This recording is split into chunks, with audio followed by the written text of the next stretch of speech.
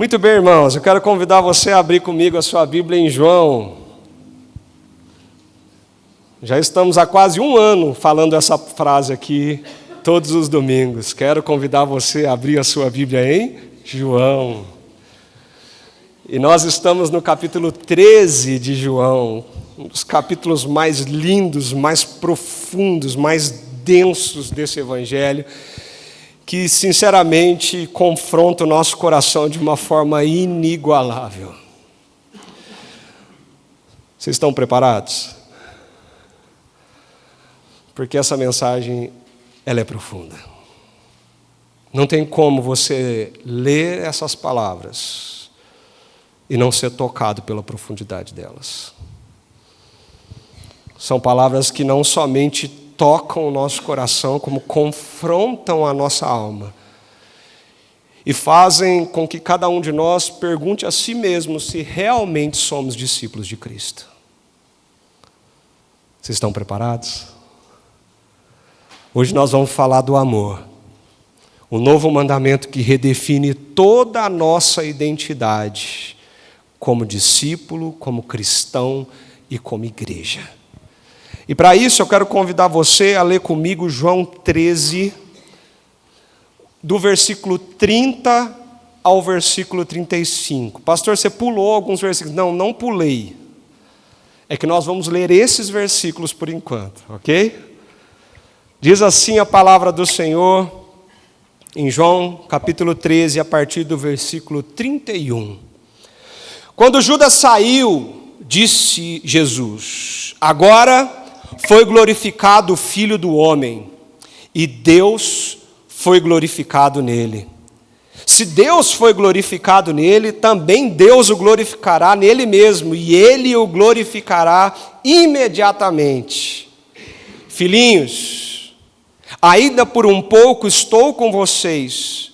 Vocês vão me procurar, mas o que eu disse aos judeus também agora digo a vocês: para onde eu vou, vocês não podem ir. Eu lhes dou um novo mandamento, que vocês amem uns aos outros. Assim como eu os amei, que também vocês amem uns aos outros. Nisto, todos conhecerão que vocês são meus discípulos, se tiverem amor uns aos outros. Você pode fechar os seus olhos mais uma vez? Senhor, a Tua palavra foi lida, e todas as vezes que nós a lemos aqui, como igreja do Senhor, nós proclamamos o Teu Evangelho nesse lugar.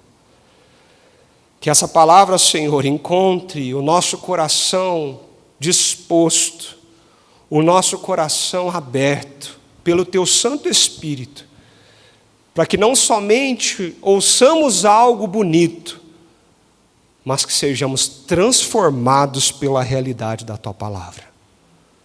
Senhor, que haja salvação nesse lugar essa manhã, que haja transformação de vidas neste lugar essa manhã, que a nossa igreja ouça atentamente a Sua voz, hoje, em nome de Jesus. Amém. Amém. Meus irmãos, o que vem ao teu coração quando você ouve ou lê essa palavra? Hipocrisia. O que você sente? O que desperta em você? O que você lembra? Você lembra de alguma coisa? Já viveu alguma situação, algum momento da sua vida, algum tipo de relação onde essa palavra veio à tona em atitudes, em falas, em momentos específicos? Parece que chega a dar um arrepio na gente quando a gente escuta essa palavra ou pensa o que essa palavra significa ou pode causar na nossa vida. Hipocrisia, hipocrisis, é uma palavra forte. Eu não sei se você sabe, mas essa palavra ela tem um sentido antigo, que vem lá da Grécia, que era sobre atuar ou representar um papel, como os atores que usam máscaras no teatro, para parecer alguém que não é. Então se colocavam máscaras para fingir ser um personagem, alguém que não necessariamente é você na sua essência, para você se transformar ou se maquiar em algo. A essência dessa palavra está aí, está ligada nesse significado, e no decorrer dos nossos dias, com certeza você já associou essa palavra a alguém que vive atrás de uma máscara moral. É alguém que fala algo, mas pratica outra coisa, que exige do outro aquilo que não está disposto a viver, que encena virtudes que não possui. É alguém que parece, mas não é. Hipocrisia é uma palavra forte. É uma palavra que provoca tanta repulsa no coração da sociedade, provoca um sentimento estranho, porque, sabe por quê? Porque ela fere profundamente toda e qualquer confiança que pode ser depositada no outro. Uma pessoa hipócrita, que finge ser uma coisa que não merece a minha confiança. Você não pensa assim? Uma pessoa que é alguma coisa na tua frente, mas é outra pessoa nas suas costas, como que você vai confiar numa pessoa assim? Como que você vai se entregar? Como que você vai entregar o teu coração para uma pessoa que está fazendo um papel que na verdade se mostra uma coisa, mas não é? Isso causa arrepio na sociedade atual. Isso causa repulsa na geração emergente. Imagina isso dentro das igrejas. Imagina isso dentro do lugar onde Deus escolheu para se viver a verdade, a luz do reino. Eu não sei se vocês sabem, mas a geração emergente, principalmente a geração chamada geração Z, tão falada por aí, em todo canto, ela expressa esse sentimento de forma muito clara e de uma forma muito impressionante. Algumas pesquisas recentes foram feitas com a geração Z por todo mundo, e pergunta-se para a geração Z o porquê que eles estão se afastando da fé em algumas circunstâncias e em alguns lugares do mundo. A resposta que emerge dessa pesquisa é uma. A grande maioria diz: porque eu vejo muita hipocrisia dentro das igrejas. A geração emergente é uma geração que ela olha e busca autenticidade, ela olha e busca vulnerabilidade, ela olha e busca coerência e verdade. E ela olha para a igreja do século 21 e ela fala: eu não vejo isso lá, então eu não quero ficar lá. E é por isso que os nossos filhos adolescentes chegam na idade de 15, 16 anos e uma altíssima taxa deles abandonam as igrejas, porque vem de dentro uma coisa que se fala, mas que não se vive. A isso nós damos o nome de hipocrisia. Triste, né, gente? Triste isso, forte. É complicado porque nós não estamos errados de sentir repugnância a isso. Sabe por quê? Jesus também condenou a hipocrisia. Jesus falava contra ela. A Bíblia inteira denuncia esse tipo de vida mascarada, essa personagem. Cristo jamais tolerou um amor de fachada, da boca para fora. E é por isso que nós chegamos em João 13. Porque nada melhor do que João 13. Quando Jesus olha nos olhos, no coração e na alma dos seus amigos mais íntimos, que ele vai falar isso para eles em capítulo 15, eu não chamo vocês mais de servos, eu chamo vocês de amigos. É nesse momento que Jesus olha na nossa alma e ele define o que significa de fato ser seu discípulo, não nos parâmetros que nós construímos, mas nos parâmetros que ele constrói. E o parâmetro de Jesus é muito mais forte, muito mais denso do que nós imaginamos, porque é um amor leal, concreto, visível, sacrificial, não performático, não hipócrita. Jesus diz: vocês são meus discípulos? Então é sobre isso que vocês precisam entender. Essa manhã Deus te trouxe aqui para você entender que a única resposta verdadeira à hipocrisia que fere a fé, escandaliza a geração atual, é o amor vivido de fato, o amor do novo mandamento demonstrado no dia a dia da humildade, serviço, entrega no mundo de relacionamentos tão frágeis, que vivem uma linha tênue do egoísmo, do individualismo. A igreja tem que se levantar para dar uma resposta. Mas antes da gente entender tudo isso, eu quero convidar você a prestar atenção num contexto que é muito importante para entender esses versículos que nós lemos. Se você abrir a tua Bíblia no capítulo 13, você vai ver, e domingo passado a gente viu isso aqui com o pastor David, que esse capítulo começa de um jeito muito forte.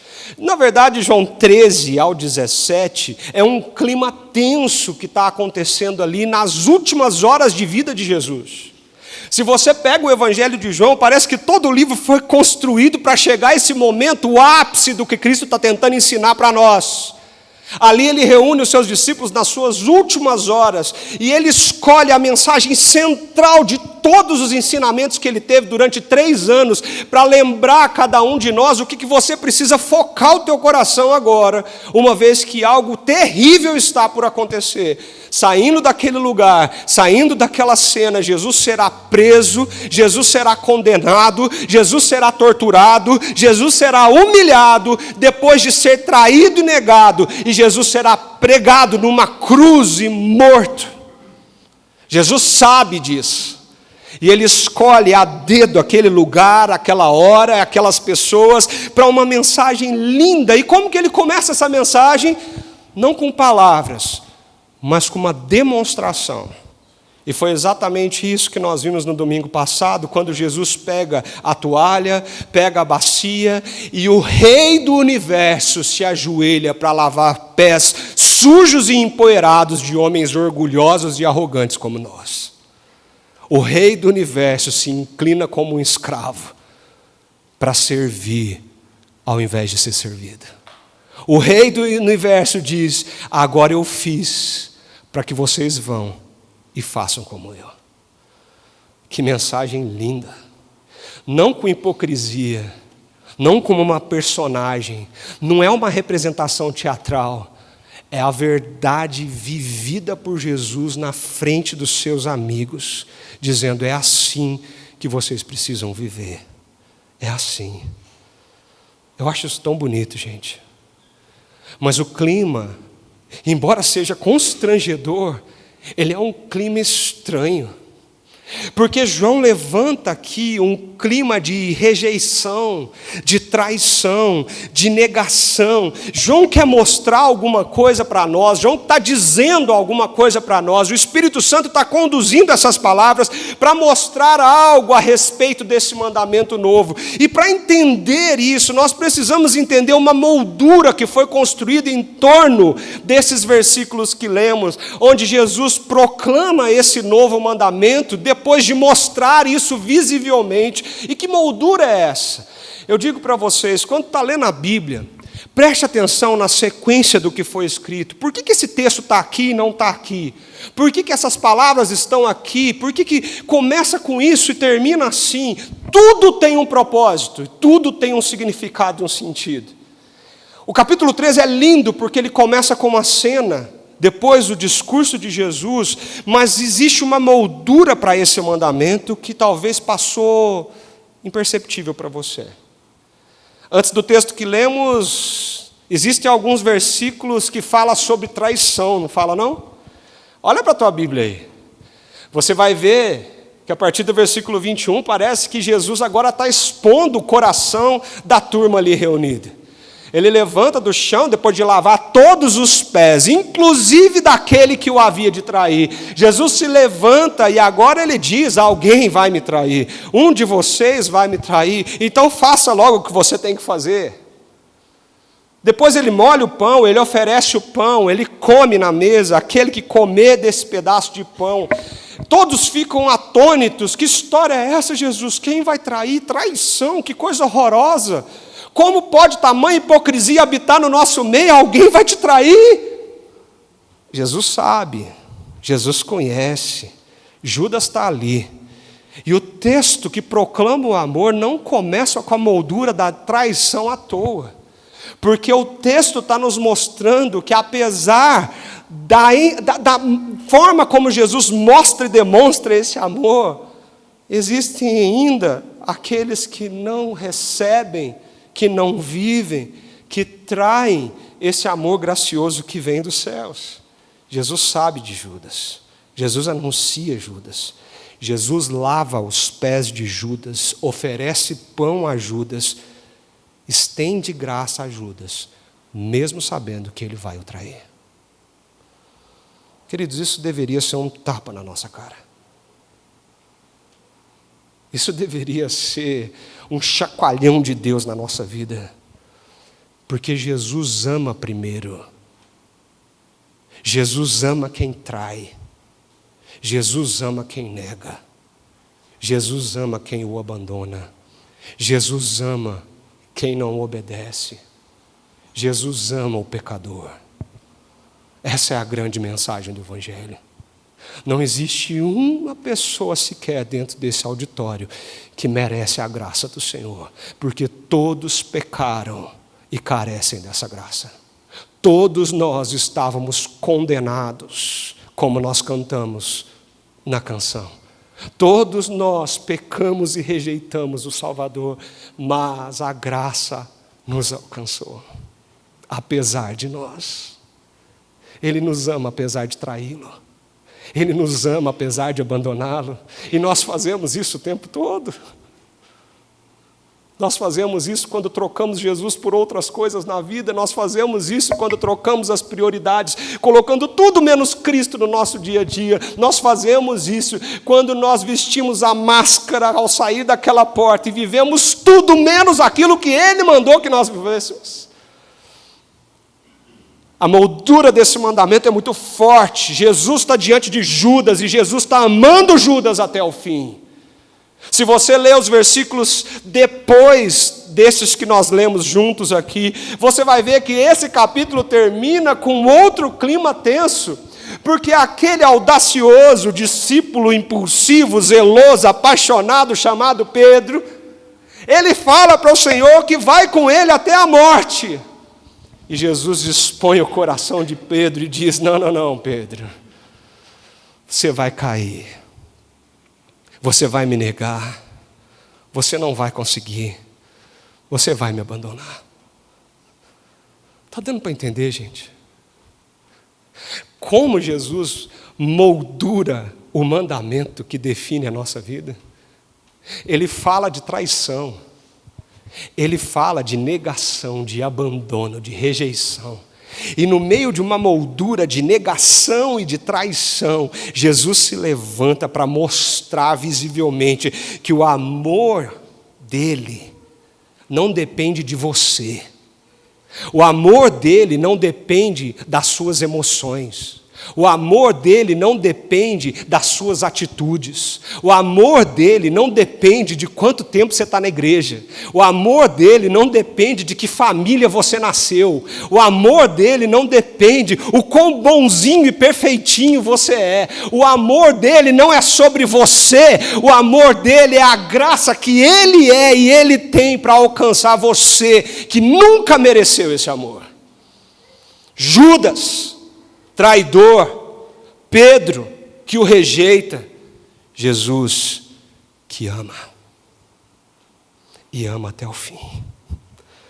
O amor de Jesus não nasce em ambientes ideais, mas em contexto de dor, decepção, falha humana. O amor de Jesus não é condicionado ao retorno, não depende do reconhecimento do outro, não se alimenta da reciprocidade. O amor de Jesus permanece quando os outros falham, quando decepcionam, quando ferem, quando viram as costas. É esse amor que Jesus demonstra, é esse amor que Jesus está falando aqui. Deu para entender isso? Porque essa moldura desse texto, ela nos conduz para a cena do quadro, o centro do que Jesus está falando agora. E é através dessa moldura que Jesus abre a sua boca e diz: eu lhes dou um novo mandamento, que vocês amem uns aos outros, Assim como eu os amei, que também vocês amem uns aos outros. Nisto todos conhecerão que vocês são meus discípulos, se tiverem amor uns aos outros. Olha como essa mensagem é profunda, irmãos. Se você voltar alguns versículos, no versículo 30, quando Jesus está falando de Judas, quando o texto nos mostra isso, começa assim: então, assim que comeu o pão, Judas saiu, e era noite. A gente passa por isso e acha assim, não, é só um detalhe, porque estava de noite, não estava de dia. Não, esse é o clima que João está tentando nos mostrar do que está acontecendo ali. Não é somente da noite visível que nós estamos falando da escuridão moral que paira sobre os eventos que vão se desenrolar daqui para frente. É noite, e essa noite na Bíblia ela é muito importante e muito significativa, porque aquele clima de cura, de alegria, de transformação, do rei que entra num jumentinho para trazer libertação, o Messias, as pessoas celebrando, festejando, agora é noite. Agora parece que tudo está cheio de um nevoeiro, de uma moralidade estranha, de uma religiosidade estranha, porque tudo que você vai ler daqui para frente parece que é esse clima nebuloso, como o pecado transformou o ser humano. É noite. E Jesus diz, quando Judas saiu, Jesus disse: agora foi glorificado o Filho do Homem, e Deus foi glorificado nele. Essa palavra glorificada, ela é muito importante, principalmente porque ela está sendo modificada pelo um agora.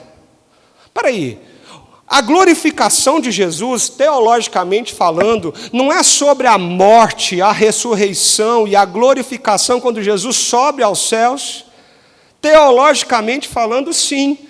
Esse é o estágio da glorificação. Jesus vai para a cruz, o túmulo está vazio, Jesus sobe aos céus, e sim, isso é a glorificação dele. Mas por que então Jesus diz, agora foi glorificado o Filho do Homem? Eu não sei se você percebeu isso. Esse agora é fundamental, porque Jesus é como se ele estivesse gritando para os seus discípulos: chegou a hora. A hora que eu disse, ainda não está na hora, ainda não está na hora, ainda não chegou a hora, ainda não chegou a hora. Jesus está dizendo, chegou a hora. Vocês não entenderam o que Judas está fazendo aqui? Chegou a minha hora. Chegou o momento decisivo em que o amor de Deus será plenamente revelado, que vai mostrar o caráter de Deus ao mundo numa profundidade como nunca foi mostrado antes, agora. E o verbo está no passado, vocês perceberam isso? Foi glorificado. Jesus podia ter falado assim, agora será glorificado, ou serei glorificado, porque ele ainda não tinha morrido. Existe um recurso de linguagem bonito aqui, porque isso a gente chama de auristo profético. É quando o verbo é colocado numa espécie de passado, para dizer uma verdade impactante que já aconteceu fora do tempo. A glorificação de Jesus, ela não está presa no nosso tempo. E é por isso que Jesus diz, agora foi. É certeza que irá acontecer. Isso já é uma realidade. São detalhes tão bonitos e impressionantes que esse texto nos traz, para nos conduzir a esse momento crucial do que Jesus está falando. Mas antes desse mandamento ainda, existe algo que eu queria chamar a sua atenção. Jesus diz assim, filhinhos. Você prestou atenção nessa palavra? Ele te chamou de filhinhos. Pastor, o que tem a ver isso? Você já viu Jesus fazendo isso antes? No Evangelho de João? Alguma vez Jesus usou esse termo? Alguma vez Jesus chamou os seus discípulos e vem cá, filhinhos. É como um pai agora que senta a criança, que não está confusa, não está entendendo nada, está tentando entender o que está acontecendo, e ele senta ela para uma conversa séria. E agora ele fala assim, vem cá, meu filho, sabe quem você é? Você é meu filho. Antes de você entender qualquer coisa que você tem que fazer, antes de você entender qualquer coisa do que você tem que viver, você precisa entender quem você é. Porque tudo que você faz, tudo que você fala, tudo que você vive, é eco daquilo que você é. Hipócrita é aquele que é uma coisa, mas vive outra. Aquele que é uma coisa, mas fala outra. Aquele que pensa de uma maneira, mas prega de outra forma. Isso é hipocrisia. Mas obediência verdadeira, ela tem que fluir do conhecimento da nossa identidade. Por isso que antes de Jesus falar sobre o que nós devemos fazer, Jesus mostra para a gente o que nós somos. E Jesus não está te tratando como qualquer um solto no mundo. Jesus está te chamando para perto, sentando você no colo dele, dizendo assim: filhinhos, sabe o que você é para mim? Meu filho. Sabe o que você é para mim? Minha filha. Sabe o que significa isso? É que tudo que você vive, ele flui disso que você é. Disso que você é para mim. O amor de Jesus, ele precede as nossas atitudes, irmãos. O amor de Jesus, ele vem antes daquilo que a gente fala. O amor de Jesus vem antes do que você acha que você é. O amor de Jesus vem antes dos seus planos, dos seus projetos, dos seus desejos, das suas emoções. Nós deveríamos acordar todos os dias lembrando dessa pequena palavra para começar a nossa semana. E pôr a pé para fora da cama lembrando quem eu sou. Eu sou filho de Jesus. Eu sou filho de Deus. Ele me fez filho, Ele me chamou filho, Ele me adotou como filho. E tudo, absolutamente tudo que eu vou fazer, tudo que eu vou viver nessa semana e nesse dia, decorre do que eu sou, filho do Senhor. Se você não entender isso, tudo que vem aqui, daqui para frente, fica estranho. Fica religioso demais, fica seco demais, fica esquisito demais. Se você não entender isso, você vai começar a viver um moralismo legalista que vai cegar os teus olhos e o teu coração e vai fazer de você um grande religioso, mas não um cristão. Se você não entende isso, você começa a achar que a sua vida como cristão é vir à igreja e sentar nessa cadeira. Mas não é para isso que Jesus está te chamando. Isso é um presente que Ele te dá. Se você não entender isso, você vai começar a viver uma vida de hipocrisia. Porque você vai tentar obedecer com as forças do seu braço. E eu te garanto, você não conseguirá. É por isso que Jesus começa dizendo: filhinhos, ainda por pouco eu estou com vocês. Mas sabe o que está acontecendo? Vocês vão começar a me procurar. Mas deixa eu dizer uma coisa para vocês que eu já disse antes. Para onde eu vou, vocês não podem ir. Jesus está dizendo: daqui para frente vocês vão estar sem a minha presença física. Vocês vão ficar com medo, vocês vão ficar desesperados, vocês vão ficar confusos, vocês vão ficar aflitos, mas eu tenho um caminho para onde vocês vão e como vocês vão viver esses dias. E é por isso que Jesus agora, Ele transcorre sobre algo tão importante, irmãos, sobre um novo mandamento que redefine completamente a nossa identidade e que mostra para mim e para você o que significa ser cristão. Você pode ler comigo esse versículo 34, bem alto, para a gente memorizar essas palavras tão lindas e profundas. Vamos juntos? Eu lhes dou um novo mandamento, que vocês amem uns aos outros, assim como eu os amei, que também vocês amem uns aos outros. Vamos entender essas palavras para entender o que isso tem a ver com a minha vida. Entendendo essa moldura, o clima, o que está acontecendo, e como Jesus começa a dizer sobre isso, fazendo você entender a sua identidade antes de tudo, nós perguntamos: novo? Por que novo?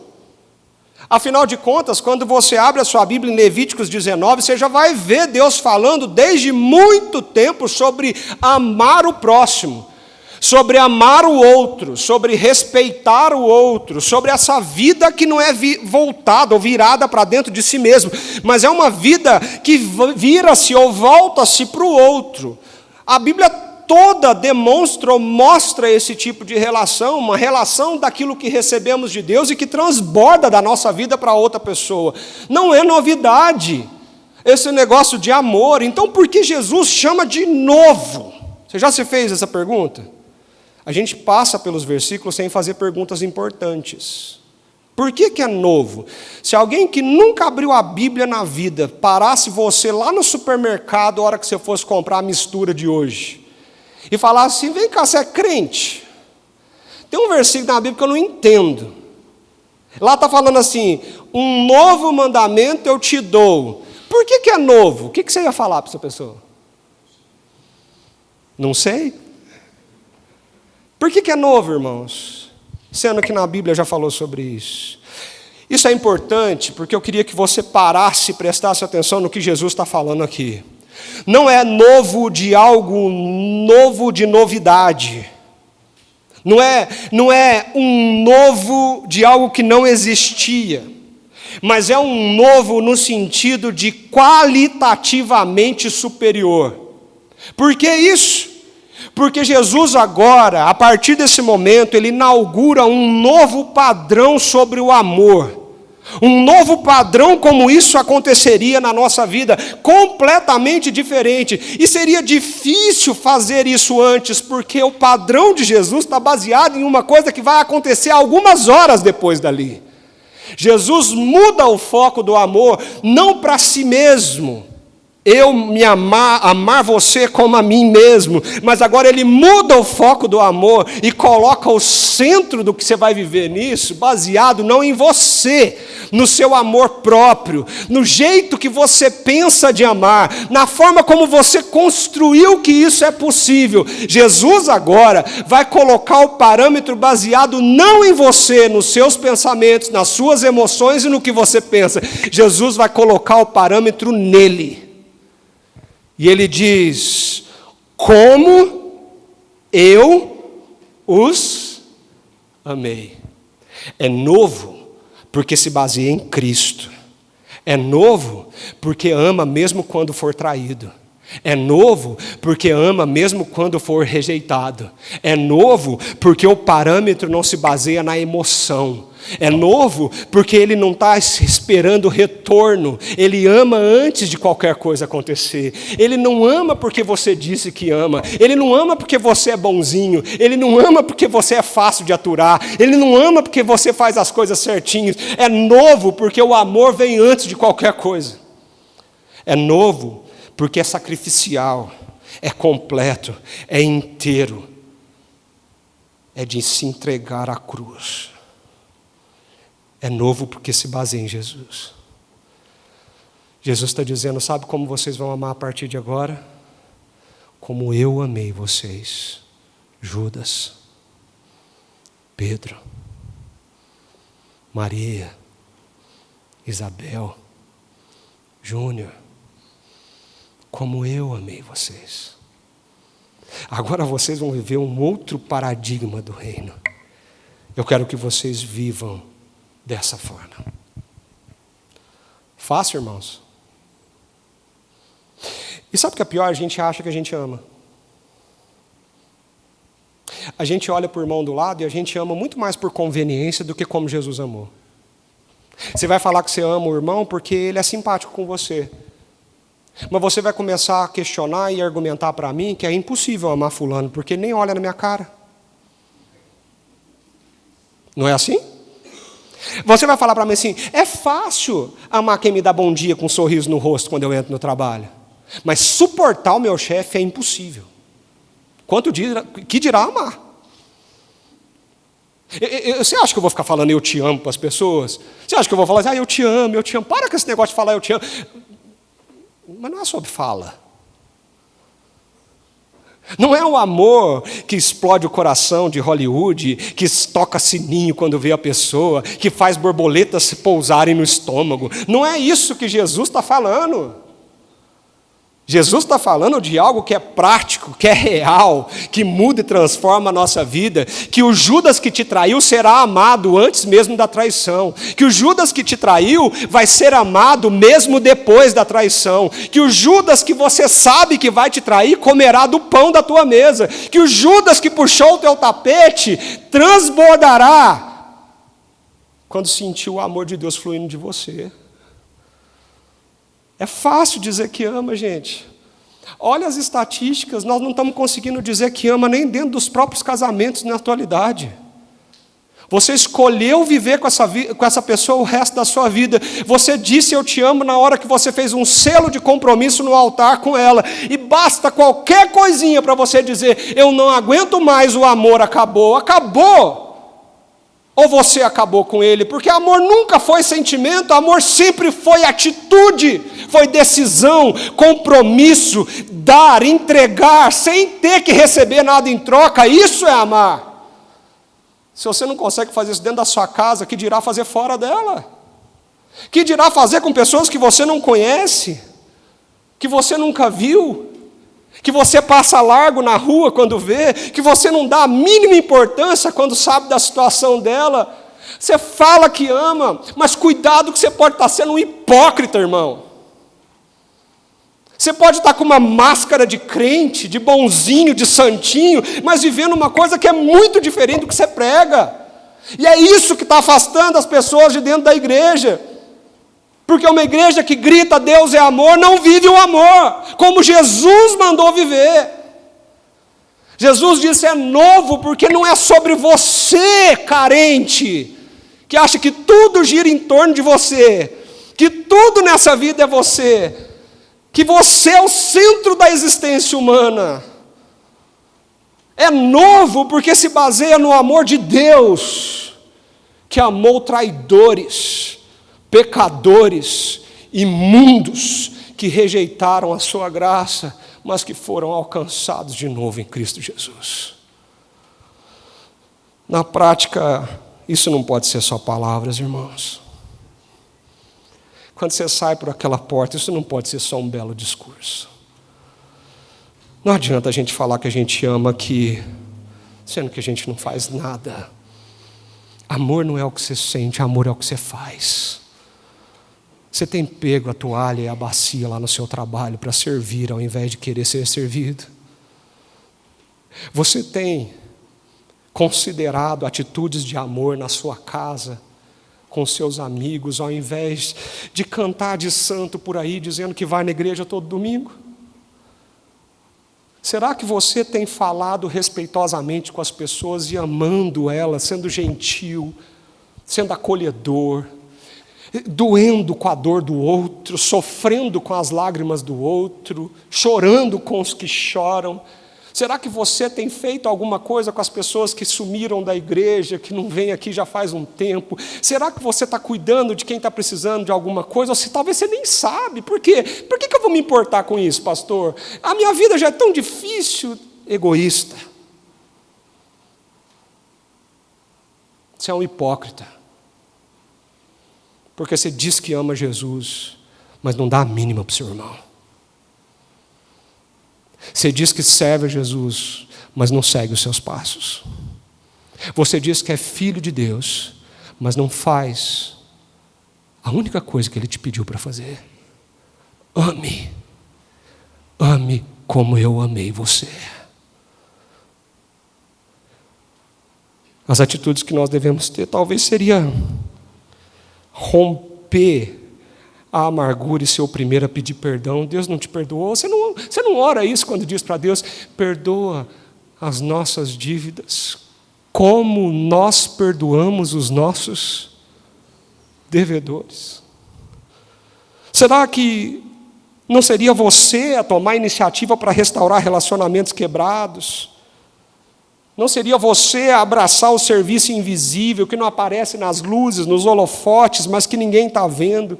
Será que não seria você a sustentar emocionalmente alguém que está em crise, passando por dificuldade? Antes de vir para cá, recebi uma mensagem, irmãos, de um adolescente pedindo ajuda, com crise de pânico, não consegue sair da cama por causa de um tremembé.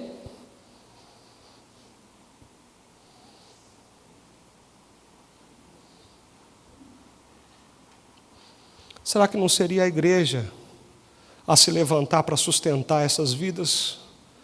Será que não é você que tem que sair da sua zona de conforto para repartir os seus recursos, investir em pessoas, suportar fraquezas e suportar a imaturidade dos outros, pessoas que vão ferir você, pessoas que vão esmagar o teu coração, pessoas que vão te fazer chorar, porque foi isso que nós fizemos com Cristo, irmãos.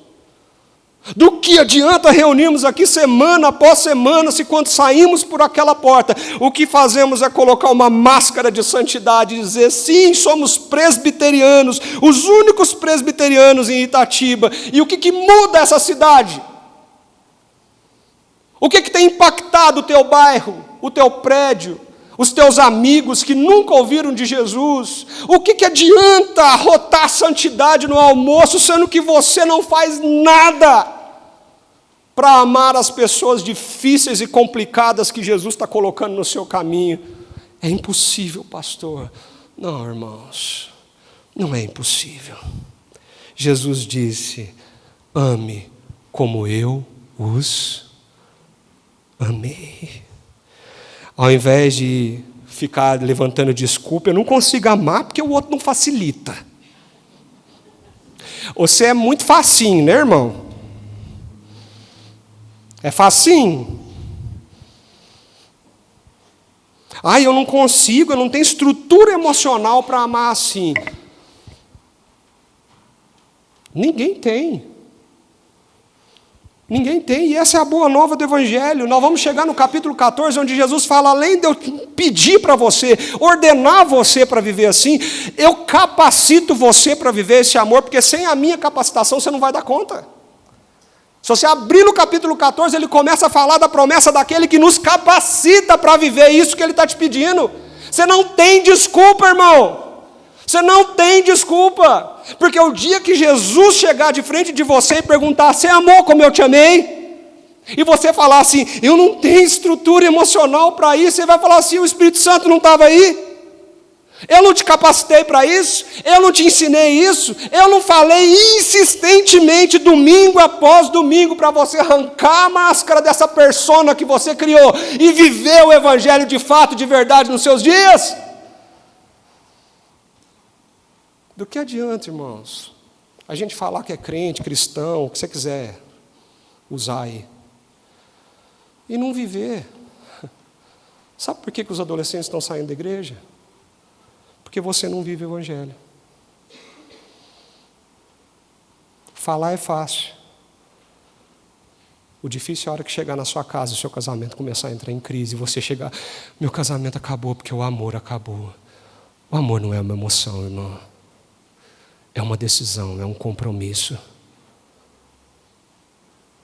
Difícil é quando o seu filho chega para você e te dá alguns problemas que você não sabe nem como lidar com isso, e você tem que olhar para ele, apesar da lente, da sua mágoa, da sua dor, daquilo que ele te fez, e você amar como Jesus amou, oferecer pão ao Judas que te traiu, oferecer abraço àquele que está chorando, oferecer acolhimento àquele que te feriu profundamente, àquele que rejeitou você.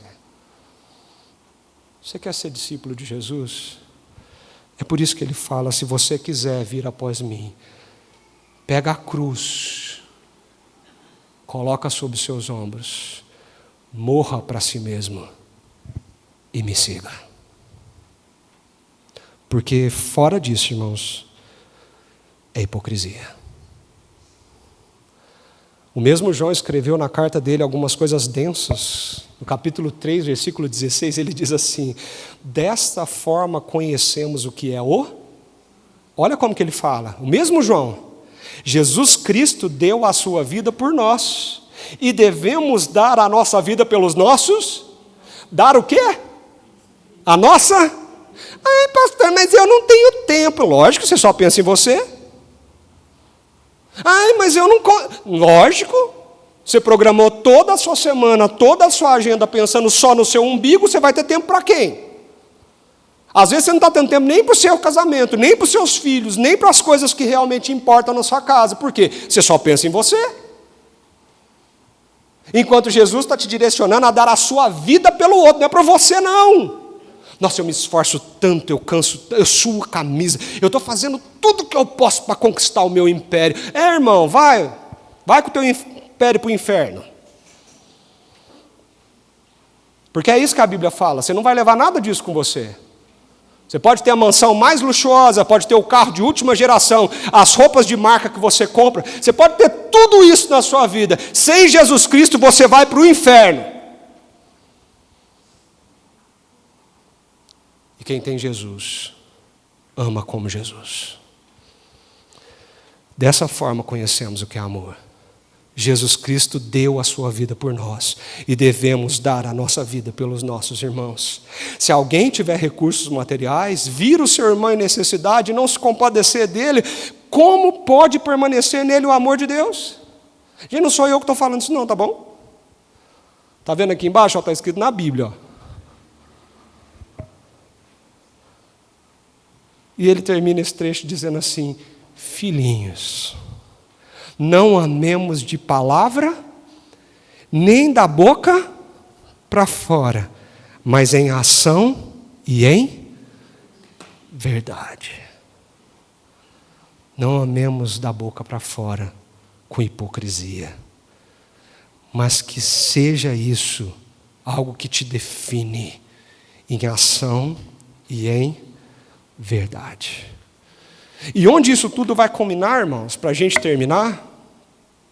A grande missão da igreja, que é o testemunho desse amor. Olha o versículo 35, lê comigo. Sei que dá uma tontura desse texto, mas vamos ler juntos?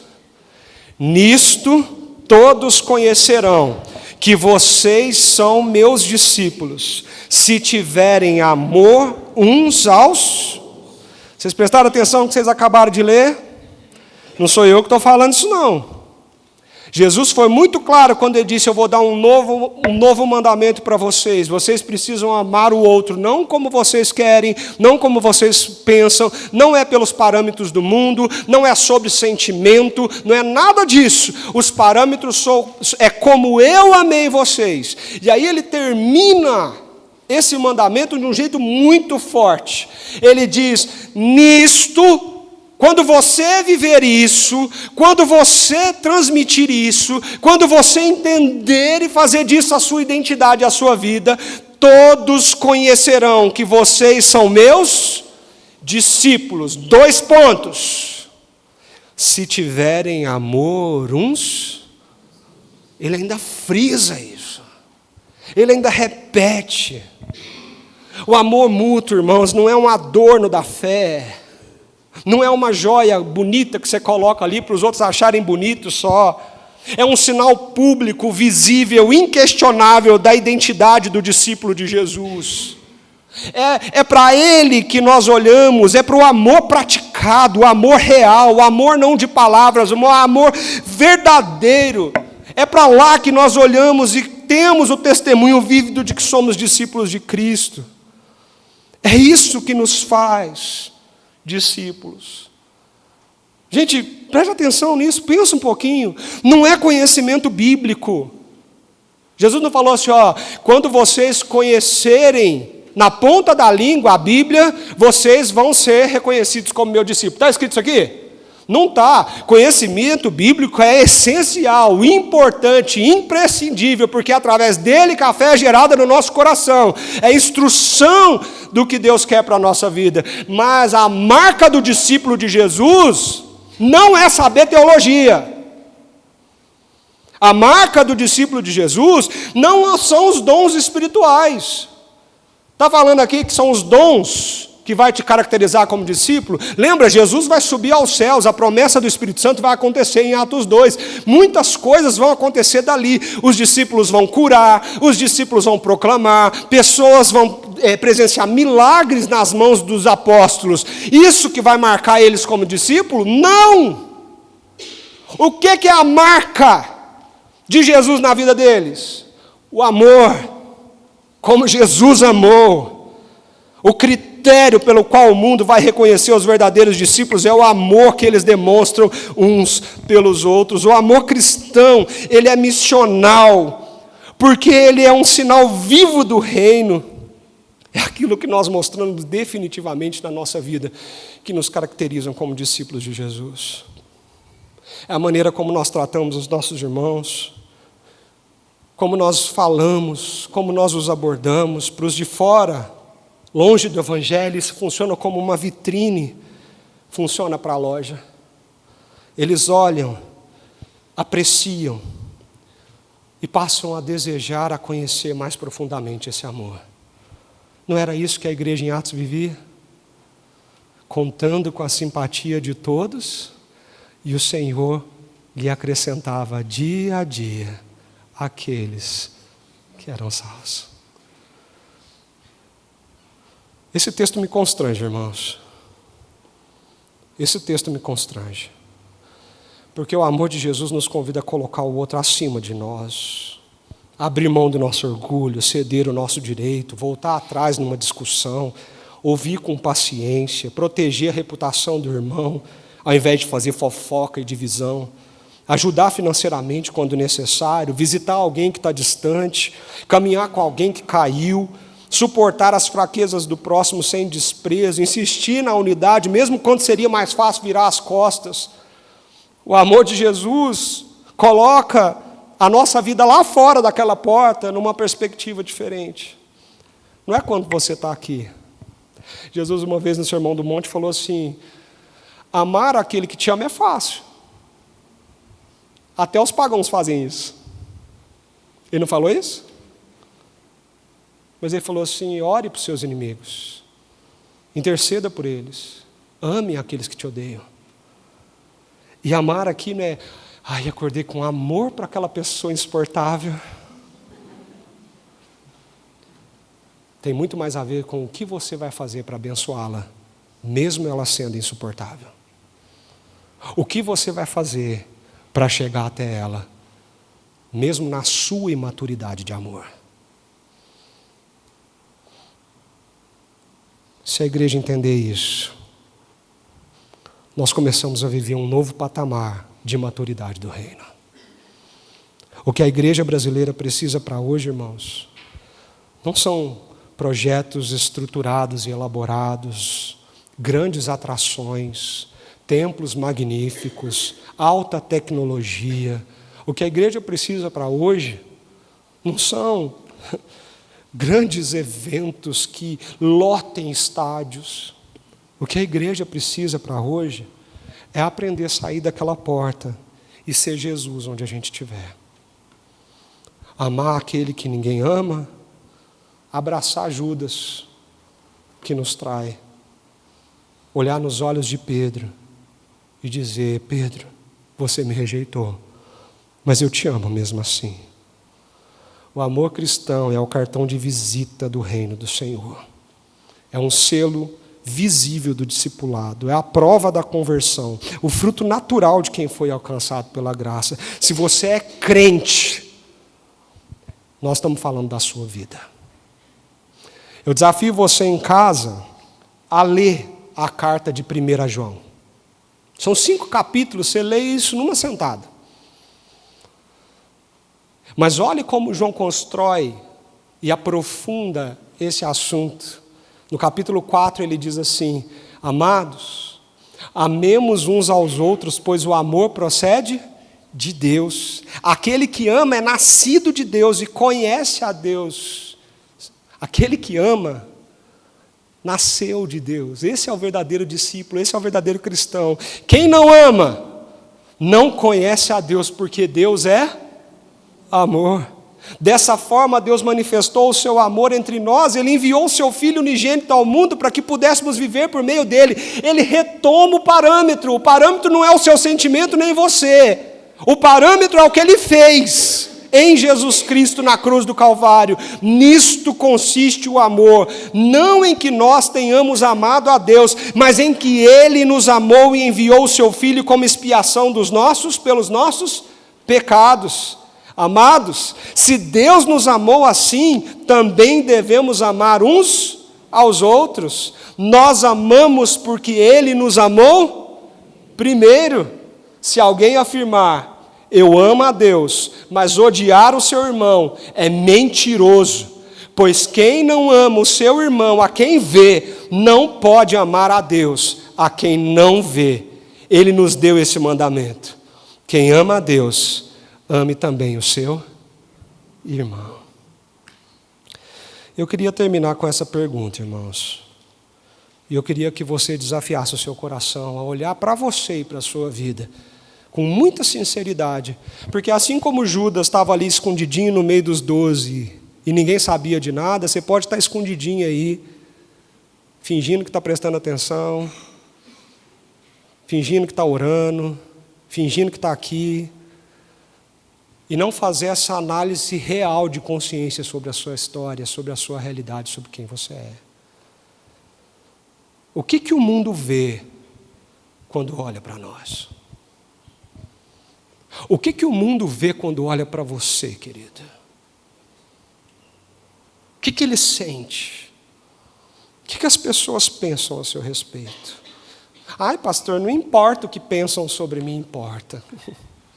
Deixa eu te contar uma coisa, importa. Importa muito, porque Deus escolheu você para ser vitrine do seu amor. Então importa muito o que as pessoas pensam sobre você. Porque se você estiver dando um mau testemunho do que Jesus fez na sua vida, você não entendeu nada sobre o que é amar como Ele amou. O que o mundo pensa quando olha para nós?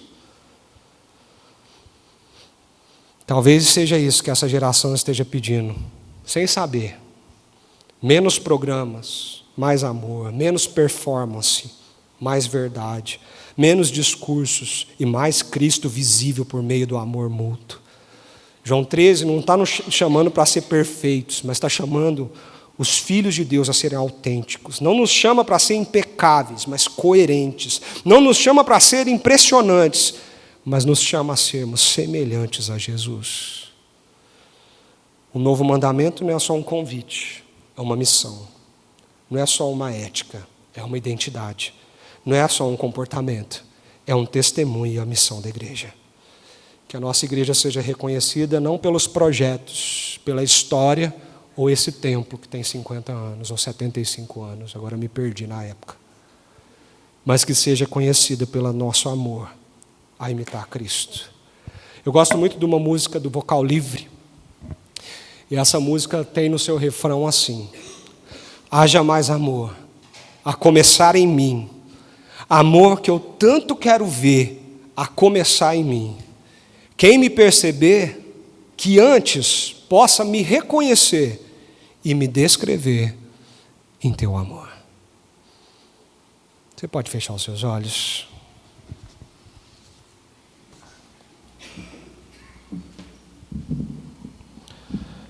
A resposta a essa pregação é você e Deus, irmão. O que você tem a falar para Jesus diante disso? Eu desafio você não ir embora sem antes se quebrantar de verdade diante dele e falar: Senhor, me ajuda. Me ajuda, Pai. E Ele está te dando essa oportunidade agora. Então não deixa nada te distrair, mas fale com Ele. Enquanto essa música for cantada, fale com Ele.